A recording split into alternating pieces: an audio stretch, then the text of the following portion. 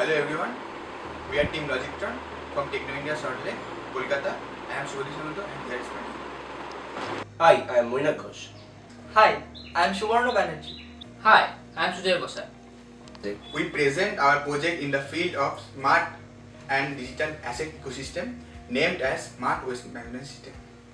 Our aim is to provide a clean and tidy society through an IOT based waste disposal procedure. Our solution is technically feasible and can be implemented practically through a closed loop system. As the conventional methods of waste disposal leads to a toxic environment and an unhygienic society where the dustbins release foul odor, our emphasis is to search for new and innovative solutions. Unhandled waste and irresponsible dumpings attracts many germs, which is the root cause of many diseases.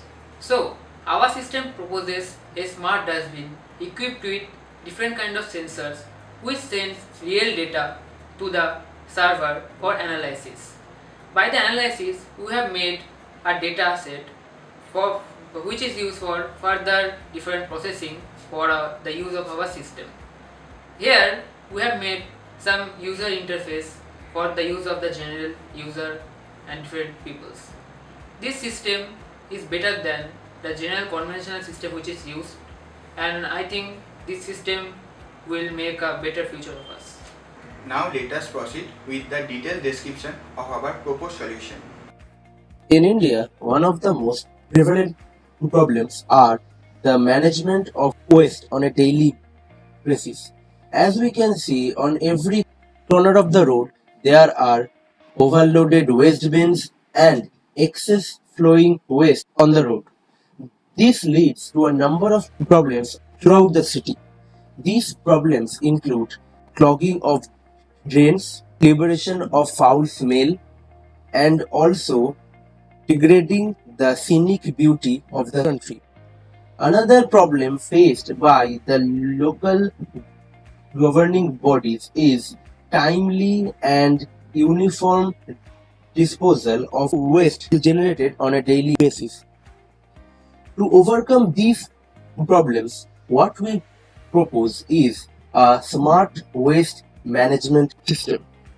In this system, every dustbin will be installed with proper microcontrollers such as Arduino Mega, Wi-Fi modules such as Node MCU ESP826612E, and relevant sensors such as ultrasonic, temperature and humidity, toxic gas sensor, and also weight/load sensor. The value generated from these sensors will be fed to a dedicated cloud server via the ESP8266 Wi-Fi module. The data collected at the cloud server will be organized according to the date and time. The collected value in the cloud server will be used for implementing machine learning techniques, and also it will be used for proper collection of waste by the local governing bodies. These values will be fed to an independent IoT platform cloud so that regular real-time monitoring of the bins is done from a central server, and each and every garbage collection truck is able to collect maximum amount of waste in minimum amount of time with the help of KNN and regression. The values collected in the cloud server can be viewed via an app from the user perspective and analyzed and regularly updated from the web server from the administration point of view. The advantages of these installed dustbins is innumerable. Firstly, there will be timely and proper disposal of waste every day on a regular basis. Another advantage will be that there will be no overflowing of garbage, as whenever the bin is filled to a certain critical amount, the garbage collection truck nearest to that point will be notified for collecting that waste. The problems such as clogging of drains or littering of waste will be eliminated to a huge extent. Last but not the least, the scenic beauty of the entire city will be restored. We also have planned to incorporate one more feature in this venture. That is, whenever someone from an user point of view is dumping waste in proper waste bins, they have the privilege to scan a QR code installed on that smart bin, which will enable them to gain points. Another aspect of this proposed solution is the main cost is during the installment of the product. Further processing and further maintenance cost is very low, and the collection of waste in proper time on a daily basis will be completely under the control of local governing body. Here we have made the mathematical model of our proposed solution. Here the total model and the flow by which for the each input the each output has come, that is shown. Now at first we have demonstrated the volume part. We use ultrasonic sensor for the volume part. Here we have seen that first a random value is taken, which a constant is multiplied with it, and then that is come to a product block, and another constant is added with it, then it is come to a summer, and another user input which is D is added with it, and then it is come to a percentage block, it is divided, and by it is come to the output. So you can see that a percentage volume, it is extracted from the input of the distance of the ultrasonic graph. Now if you simulate it, we can see the random output of the volume here. For each input of the distance, a percentage is generated and each output is demonstrated. Now if we see the MATLAB code of it, if we generate a random function of the volume part, if we give a random input of the distance, let us give it here, that we can see the transfer function also. If we give the random input of the distance, we can see a random output of the percentage in the output command window. So by the transfer function we can see the V D minus R by D into 100. We can generate the percentage of the height or the volume by the transfer function. Now let us come to the moisture. It is a more or less same mathematical model. We are generating the percentage of the moisture. Here we are giving a random input that is multiplied by the constant, and that is come to the adder, by the adder block come to the final adder. Then a uniform random number, which is the input of the user, it is coming from that, and at last the percentage, after the percentage block, that is come to the output. Now here we can also see that for each user input, another simulated data is generated. For the percentage or the value of the moisture, the total percentage of moisture is seen. Now if we come to the MATLAB code, we can see the transfer function V equal to M minus R by M into 100. By the transfer function we can generate the simulated output of the random moisture percentage. Now you can see, if you see the command window here, if we run the code, if we run the function here, then we can see that the output of the moisture percentage, it is demonstrated here. Now let us come to the next code, which is the Dijkstra's algorithm. Now if we consider Dijkstra's algorithm, it is the shortest path algorithm in a graph. The graph consists of nodes, and in this project we are considering the Dijkstra's algorithm is demonstrated on the map on which the bins are allocated. Now we can see we are considering that the bins locations are the nodes here, and the central part, which is the admin office, that is the preliminary node, and the total weightage, the distance from each node, that is the weightage of the links. Now if we see the code, we are making a function, there is a distance and path, and making a disaster algorithm where we are input the respected inputs and we are segmenting the maximum segmented length, and here we have generated a formula for which the output of the disaster algorithm is made, that is number nodes into number nodes minus 1 by 2. From here we are generating the output of the disaster algorithm, which is generally we can do by our hand also in a disaster algorithm manner. Now if we run the code here, we can see that the simulated graph is generated.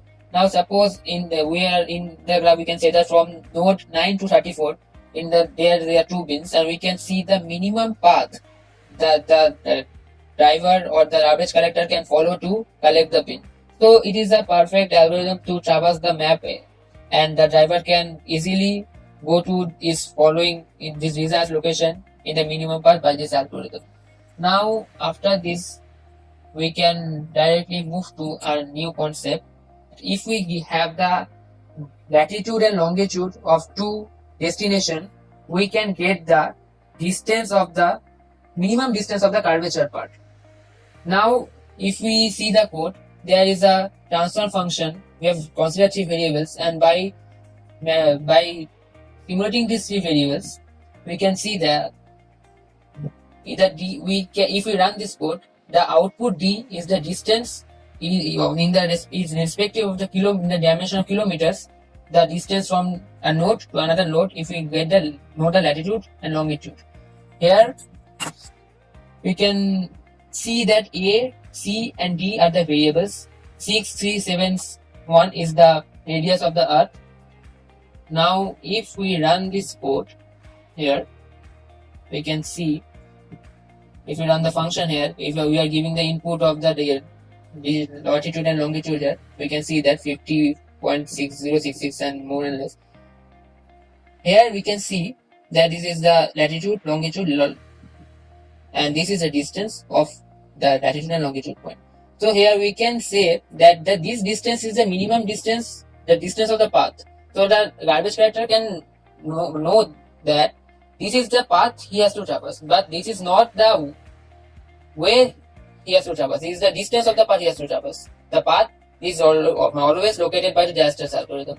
So these are the mathematical models which is generally made on our proposed system, and by simulating this mathematical model, we can simulate our system and we will get our desired output.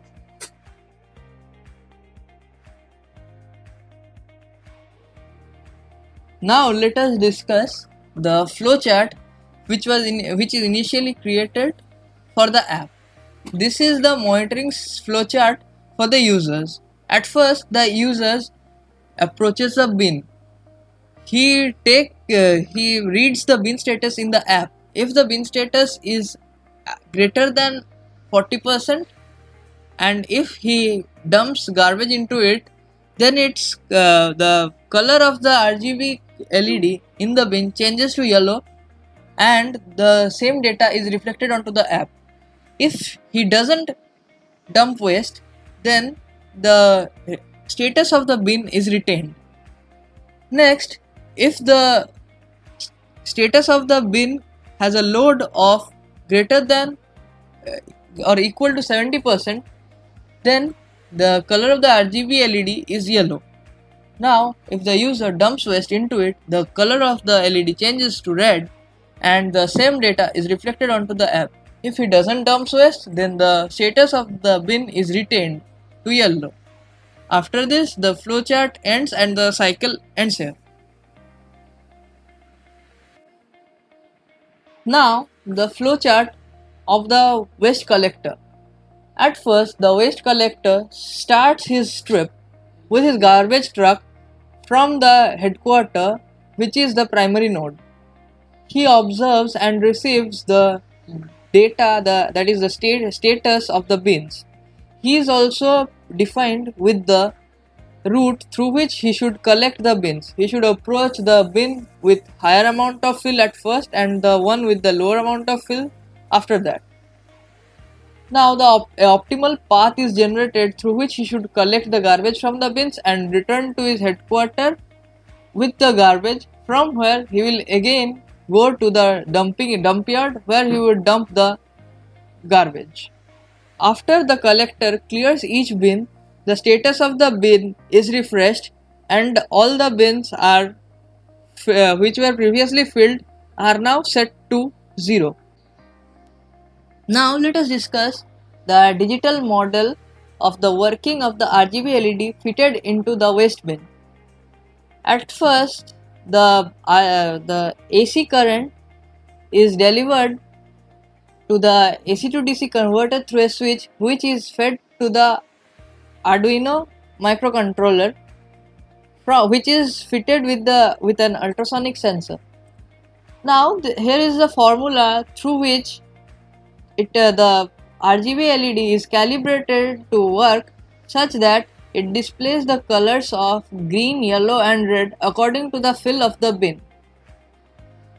The ultrasonic sensor senses the height of the garbage inside the bin and accordingly it is programmed such that the RGB LED shows the color of the fill inside the bin. Now let us discuss the working of the servo motor which helps in the locking and unlocking mechanism of the bins which will be controlled by the collectors while collecting the garbage. Here is the mathematical equation on how the servo works, and this can be termed as a digital model which serves as the digital twin of the system. At first, the AC current passes through the switch which is then fed to the microcontroller which is connected to the servo. A servo has 3 pins, namely VCC, ground and the third one which works on the pulse width modulation. If the pulse fed to the servo is of width 1 millimeter 1 microsecond, then the shaft of the motor is in lock position. Now if it is programmed in such a way that if a neutral pulse of pulse width 1.5 microsecond is passed through the servo, then the shaft of the servo motor rotates to 90 degree and the lock opens such that the garbage collector is able to open the bin in order to clear the garbage inside it. This locking and unlocking of the servo motor is calibrated through this and controlled through the microcontroller through a code embedded inside it and is controlled via the app interface of the collector. Here we have written a code which is run on a microcontroller ESP8266 Node MCU. From the Node MCU, the value has transferred to a dedicated server and an IoT based cloud platform. Now we can see that here we have generated 5 random variables due to lack of real data. We have generated this simulated data which is volume, toxicity, moisture, weight and temperature. Now we have sent this data to the server. This is a link from which the data is going to the server. Now it is the total code by which the data is going to the HTTP server and the data is stored in the server. Now if we run the code here, we can see that if the Wi-Fi is connected, then in the serial monitor we can see that the variables and the tokens, and for these respective tokens the value is generated, and if we can see the server, the value is stored in the server also. From the cloud server we have extracted a CSV file. In the CSV file we have all the records. For 3 dustbin we have these respective records: moisture, temperature, toxicity, volume and weight. In this CSV file we have simulated the data for a machine learning algorithm. For that we have used Anaconda Navigator, Jupyter Lab. If we launch the Jupyter Lab, in this we have written a Python code where for analysis we can have a proper machine learning algorithm, and proper outcome of it will guide the garbage collector which path should be taken and which garbage bin should be collected first. We have to import some files here. After importing the files, we have imported the CSV file in the bin data, and after running it, we can see the data of the CSV files here. Now the data is described in such a criteria of standard deviation, mean and some percentage of values. If we see the columns for different bins, the data variation indicates the percentage of the quantity of the data. Now if we plot that as a pair plot, then for each 3 weights, the 3 volumes are plotted in a matrix manner. Now if we plot a line plot of volume versus weight, we can see that at first for the increasing of the weight, the volume is also increases. After the weight 1500 to 2000, the volume decreases rapidly. It concludes that at first there is plastic weight, and after that some solid or heavy material weight incorporates that, so the volume decreases and the bin is compressed. After the following graph, the random change of volume and the weight is shown in the graph. Now if we plot here the bin data, weight versus toxicity in a broader manner, that means if we enlarge the graph in the interval of 2800 to 3500, we will explain this for the change of the toxicity with respect to weight in detail. Now if we plot weight versus toxicity for each 3 bins, we can see a very interesting point that for bin 3, the toxicity level is constant for the range of 2900 to 3500 weight. So we can conclude that this bin is situated in generally household complex. In household complex, generally little less toxic weights are generally used. The bin toxicity is not increasing very much. If we consider the blue line, so we can see that in bin 1, for the increase of weight, the toxicity increases rapidly. So we can say that this is for the waste of the industrial purpose. And for the orange line, we can see the toxicity decreasing. That is maybe the plastic weight. We have generated a function that is called peak yes no. Logic of the function is that the total criteria is mentioned on the priority of the each parameters. The main priority is toxicity, then is come to the weight and volume. So if the toxicity is greater than 9, we are returning 1. If the toxicity is less than 5 or greater than weight is greater than 4900, we are returning 1. And if the weight is greater than 4900, otherwise returning 0. And if all the case is false, we are returning 0. If the toxicity is higher and the weight is high, so all the value is 1. So we have to empty the bin immediately. So here we can say that total priority is depending on these 5 parameters. At first, the toxicity parameters take a major role. If we see that the toxicity is becoming very high, we have to immediately empty the bin. But if we see that the toxicity is not that much higher, but the volume is very high, but the weight is less, then we have to empty the bin. But if the weight is very high, that is further cannot be taken by the garbage collector, but the volume is not full, then that is also should be clear. Here we are showing the HTML and PHP codes used while making the web page, which is solely meant for the administrators. Here is the HTML page for the main web page, and now this one is the PHP page for the different bins. For this time we have only taken 3 bins, bin 1, bin 2 and bin 3, but it can be later increased as per the requirements of the number of bins installed. Now let's go through another user interface, which is a web interface. This is created solely for the purpose of the administrators to take a note of the current status of all the bins. This is our web interface, which consists of the basic interface through which the administrators can take a note of all the bins as installed in the city and note their current statuses. By clicking on these buttons of the bins, the administrator can view the volume, moisture, weight, toxicity and temperature of the bins through a graphical representation. This graphical representation is solely real-time data and is fed every 30 seconds into the server. Now let's discuss the collector login interface of the app. When a collector opens the app and goes to the collector login, he will find a page which will ask for his login ID and password. He will sign in using a predefined login ID and password. After successful signing in into the app, the collector will be able to see a similar map interface and the markers of all the dustbins surrounding him.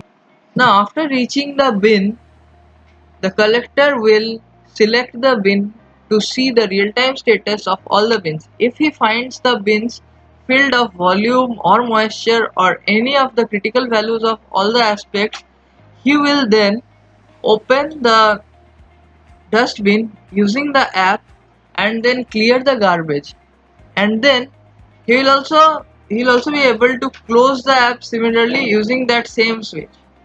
This locking mechanism is operated through a servo motor fitted inside the bin. The switch operates the opening and closing of the servo motor, which in turn processes the bin to lock and unlock accordingly.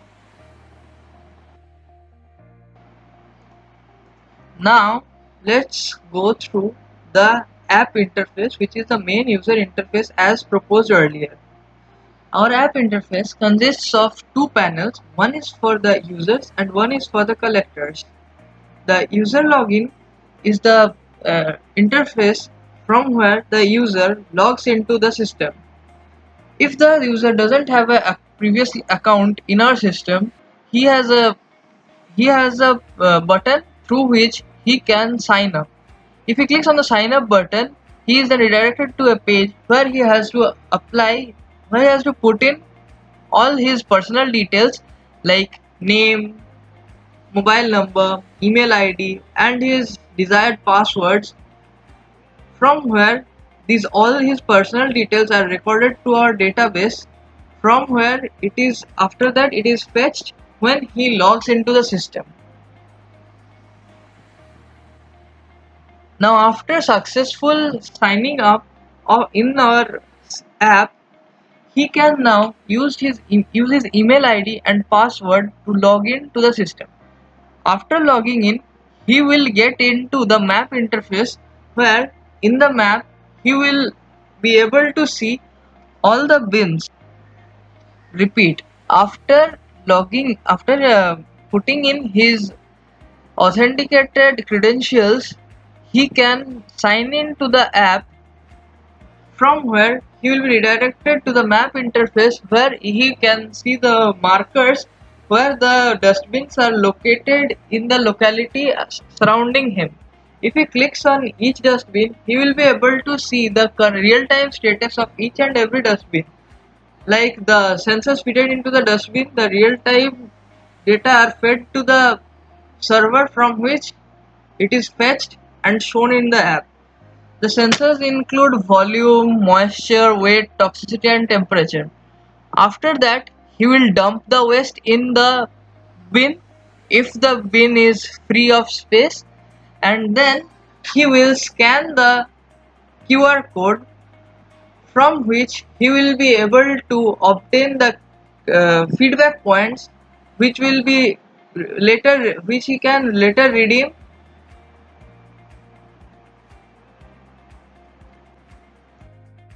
Talking about the business model of our proposed idea, the software analysis and road condition reports will provide the optimized route for better collection of waste following the shortest route and minimum time possible.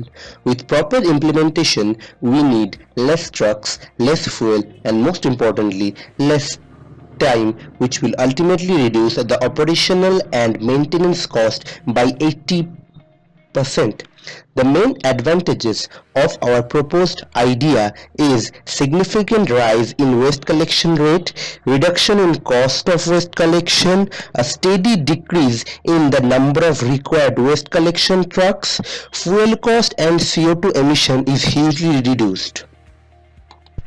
Improved waste management through real-time system reporting will ultimately be able to fulfill the goal of a waste-free environment and a green city.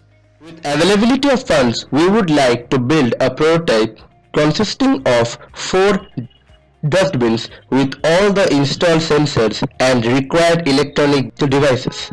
In each bin, the required sensors would be DHT11 temperature sensor, ultrasonic sensor, a GPS module, toxic gas sensor, load sensor, Arduino Mega, ESP8266 Node MCU, RGB LEDs, moisture sensor, battery for power, and a single dedicated IOT platform or cloud server. The expected cost for manufacturing the entire system of 4 bins is approximated to be 15 to 20,000 rupees. So this was the brief description of our project, a smart solution to design to save money and to keep street clean. If we implement this system, the total scenario of garbage collection will be changed. This technology will be a significant step towards reaching the goal of 100% green city. Thanks for watching.